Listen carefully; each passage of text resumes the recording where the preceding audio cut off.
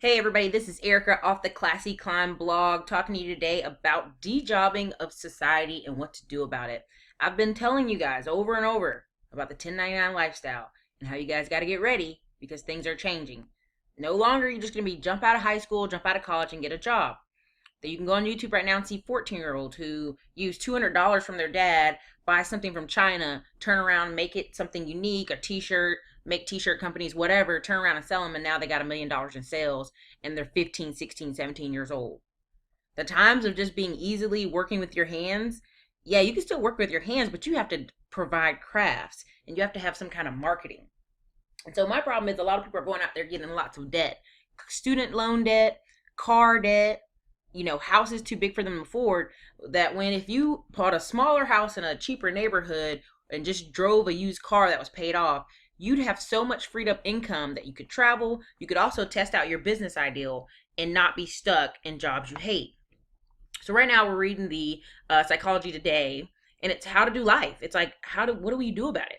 So the consensus is there won't be enough work to go around. Two of the main reasons: the ability to automate, computerize, and roboticize is increasing faster than ever, which is true. We all know of car companies.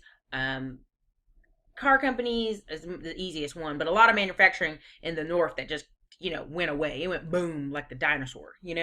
Other than the big three left in Detroit, I mean everything's pretty much, those companies have moved overseas. Now small manufacturers are kind of coming back in style, booming, which is great. Like, make your small manufacturing companies, but be responsible for your company. So two is an increased percentage of products are software, which it requires too few people to manufacture. The lack of work will cause much unhappiness, of course, is what this article is saying. And people are going to be upset and civil unrest. And listen, when people should really look at it as it's time to free up, it's free time for the relationships, create activity, community involvement. But in America, we tie our job to our core of who our sense are, our ability to survive. And a lot of times immigrants come to our country, and I'm telling you, within 2 to 3 years, they own businesses and rental properties because they have read the books. They have studied. They didn't come to America to work a job paying them $10 an hour for the rest of their life. They came here to read, study, and do better.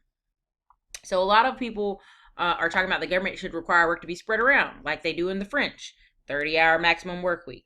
Okay, so yeah, you'll have this, but it's silly. It's silly because what will happen is doctors, as they show in the example, will be working 50, 60 hours, while, crappy ones, can't find enough patients to do 20 hours worth of work.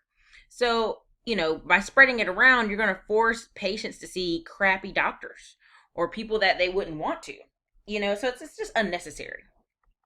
In the French, we don't want to follow them, okay?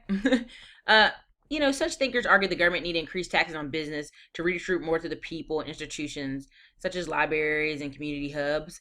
But that's the problem. We keep thinking that'll work. All it does is create more taxes for lower income people, because at the end of the day, businesses know how to play the game and get out of paying a lot of these taxes. So the top 10% earners already pay 68% of federal income tax. Think about that. Look at the article. So is there a better plan? Sure. They're like, an ethical entrepreneur army.